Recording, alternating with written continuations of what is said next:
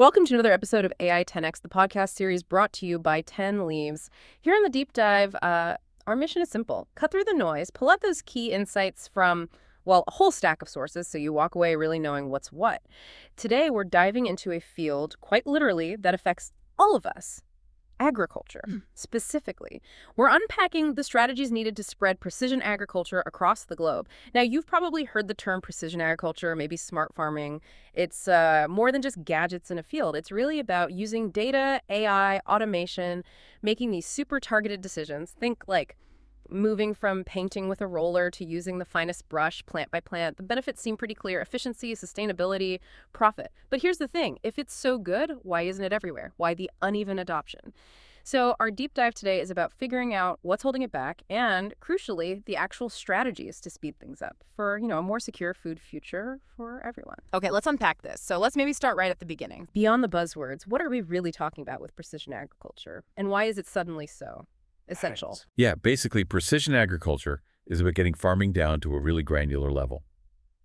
It boils down to applying the right input, fertilizer, water, whatever it is, in the right amount, at the right place, and this is key, at the right time. So instead of treating a whole field the same, you're tailoring the treatment for every little section. And the tools, it's quite a range. We've got drones flying over, capturing detailed imagery, stuff the naked eye would miss, like early signs of nutrient deficiency. Then there were soil sensors giving you constant feedback on moisture, maybe pH levels, satellite imagery for the bigger picture view. But collecting data is just step one. The real magic, if you like, is the AI-powered analytics, turning all that data noise into actual, usable advice for the farmer. This lets them monitor crop health super closely, predict yields much more accurately than before, optimize irrigation like down to the drop, and really slash waste. And the why now question, that's critical. Look, we need to feed nearly 10 billion people by 2050. That's the headline number. At the same time, traditional farming is under massive pressure from climate change. Things are just less predictable. Precision ag offers a way out. It's not just a small tweak. It's a whole new approach that promises, much higher productivity while seriously reducing the environmental impact. Yeah. Less water, less fertilizer, fewer pesticides needed. It's fundamentally about doing more with less, which, frankly, is what the planet needs right now. What's fascinating here is that potential. That sounds incredibly powerful, like giving farmers, well, almost superpowers. But if it's that beneficial and the need is so clear, what are the real-world hurdles? Why isn't this just taking off everywhere, especially, where it's needed most? Right, and that's the core of the challenge. It's not just one thing. It's a whole bunch of interconnected barriers. The most obvious one, cost, let's be honest. Those high-tech drones, the sophisticated sensors, the AI platforms, they require significant upfront investment. For a smallholder farmer, maybe in a developing country, that initial cost is it's often way too high. And it's not just the sticker price, it's the risk. If you're farming on razor-thin margins, sinking money into new, unproven tech, even if it promises long-term gains, is a massive gamble. What if it breaks? What if it doesn't work as advertised in their specific conditions? Then there's the knowledge gap. This is huge. You can give someone the best tool in the world, but if they don't know how to use it, how to interpret the data it gives them, or fix it when something goes wrong, it's useless. A lot of farmers lack basic digital literacy, let alone the specialized training needed for agri-tech. And finding reliable local technical support, often impossible. Imagine your key sensor fails mid-season, and the nearest person who understands it is hundreds of miles away. That's a real barrier to trust and adoption. Infrastructure, or rather the lack of it, that's another major one. Precision ag runs on data, lots of data, which means you need solid digital connectivity, reliable broadband internet, cloud platforms to crunch the numbers, even just consistent electricity. In many rural farming areas around the world, they're often just not there. You can't upload drone data with patchy internet, can you? And finally, you can't ignore policy and regulation, or the lack thereof. In many places, governments just haven't caught up. There aren't supportive policies, maybe no subsidies to help with that cost barrier we talked about. Sometimes data privacy rules are unclear, making farmers nervous about sharing their farm data. Or maybe government extension services, the usual way farmers learn new techniques, aren't equipped to talk about digital farming. Without that government push and support system, adoption really struggles. Okay, that lays out the challenges pretty starkly. Cost, knowledge, infrastructure, policy. It's a complex mix. So knowing these hurdles, let's pivot to solutions. What are the most effective strategies? How do we actually start breaking down these barriers and get precision agriculture moving globally? Where do we focus? Right, it has to be a multi-pronged approach. You can't just tackle one thing. First off, affordable technology models are absolutely essential. We need innovation focused on low-cost, robust, easy-to-use versions of these tools. Think sensors designed for tough conditions, simpler drone systems, analytics platforms that work on basic smartphones. Because, even a smartphone app paired with a cheap external sensor can give incredibly valuable insights. It doesn't always have to be the top-of-the-line gear. We're already seeing things like pay-per-use drone services popping up in places like India. Farmers get the benefit without the huge capital outlay, that kind of model shift. That's really insightful. Second, massive investment in training and capacity building. And I mean real training. Not just a one-off workshop, but ongoing support, building digital literacy from the ground up, making farmers comfortable and confident with the tech. Governments, NGOs, the tech companies themselves, they all need to step up. Think demo farms, where farmers can see it working in their own environment. Local support networks are key. It's about demystifying it all. Third, public-private partnerships. These are critical for scaling up. Governments can offer incentives like subsidies or tax breaks for adopting the tech. Private companies bring the innovation and the hardware-software. Research institutions provide the science and validation. A great example is shared equipment programs. Maybe a local cooperative buys a drone or subscribes to an AI service, and all the members benefit. It drastically lowers the cost per farmer.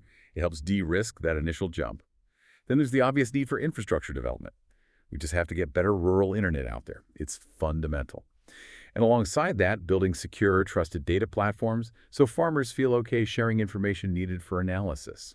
Oh, and reliable, maybe even green, power for off-grid areas. Can't forget that. And maybe most importantly, localized solutions. Precision agriculture is definitely not one size fits all. The tech has to be adapted. Adapted for local crops. Rice farming in Asia is totally different from wheat in North America, right? Adapted for local soil types, climates, even cultural farming practices. The tech needs to be flexible and really integrate with the farmer's existing knowledge. That's a core takeaway. You can't just parachute in a solution from California and expect it to work in rural Africa.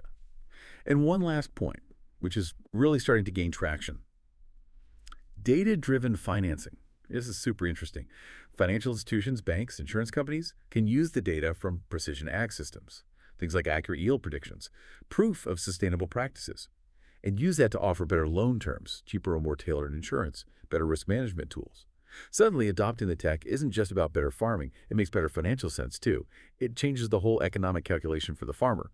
Here's where it gets really interesting. That's a really comprehensive roadmap. Affordable tech, training, partnerships, infrastructure, localization, and even finance. It touches everything. And you've woven AI through all of this. Let's zoom in on that for a second.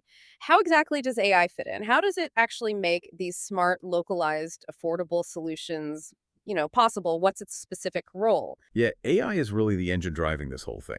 Without AI, all those sensors and drones, they just produce, well, huge amounts of raw data. It's just noise, basically. AI is what turns that noise into actual, actionable insights, things a farmer can use to make a decision. So, for example, AI using computer vision can look at drone or satellite images and spot tiny early signs of crop disease or pest infestations, stuff a human might easily miss. This allows for incredibly targeted treatments. You spray only the affected area, not the whole field. That saves money, protects the environment, and can save the harvest. Or think about machine learning algorithms. They can chew through historical data, current weather, soil sensor readings, even the specific seed variety planted, and predict yield variations across a field with amazing accuracy. Or they can optimize planting schedules. Take irrigation. An AI-powered system doesn't just water on a timer. It looks at real-time soil moisture, checks the local weather forecast, considers the crop's growth stage, and decides precisely when and how much water to apply. That conservation is huge. And it's not just crops. AI is also transforming livestock farming. Using sensors, cameras, monitoring animal health, detecting sickness early, optimizing feed. It leads to healthier animals, more efficient operations. Now, it's not magic, right? There are challenges in deploying AI, too. You need good data to train these models, and that's often lacking, especially diverse data from different regions. The models need to work across different soils, climates. A model trained in, say, the U.S. Midwest might need significant tweaking to work in Southeast Asia. And there's the need for edge computing, doing the analysis right there on the farm device, because you can't always rely on sending data to the cloud. But addressing these challenges is where a lot of the innovation is happening now. If we connect this to the bigger picture, AI is fundamentally about empowering farmers, giving them better information for better decisions, taking out some of the guesswork, and making farming smarter and, crucially, more resilient. It's pretty amazing how AI acts as that connecting tissue, turning potential into practical tools.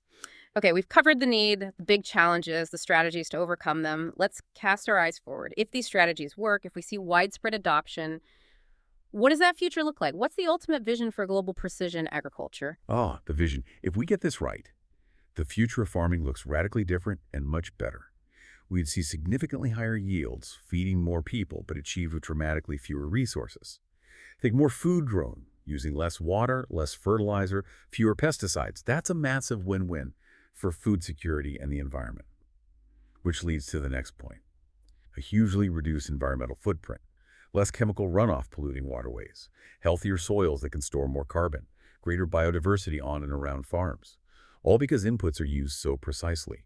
Farmers themselves gain incredible climate resilience. With better data, better predictions, AI insights, they're far better placed to handle unpredictable weather. Droughts, floods, heat waves, they'll have tools to adapt and mitigate the impact.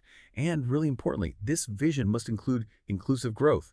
We need these affordable, localized solutions to reach smallholder farmers in Africa, Asia, Latin America. Imagine them boosting their yields, improving their income, securing food for their communities. That's transformative, the ultimate outcome. Precision agriculture isn't some niche thing anymore. It becomes the standard way to farm globally. A seamless blend of, traditional farming wisdom and cutting-edge smart technology. That is a truly hopeful and powerful picture, transformative indeed. But let's flip the coin for a moment. What's at stake if we don't manage this? If we fail to speed up the spread of precision ag? What are the risks? The risks are stark, honestly. The stakes couldn't be higher. If we fail, we're looking at worsening food insecurity as the global population continues to climb towards 10 billion. Simple as that. We also risk much greater environmental damage. Sticking with less efficient, resource-heavy farming methods means more soil degradation, more water depletion, more pollution, and a bigger contribution to climate change. It's a downward spiral. And for millions upon millions of farmers, particularly in the developing world, it means lost opportunities.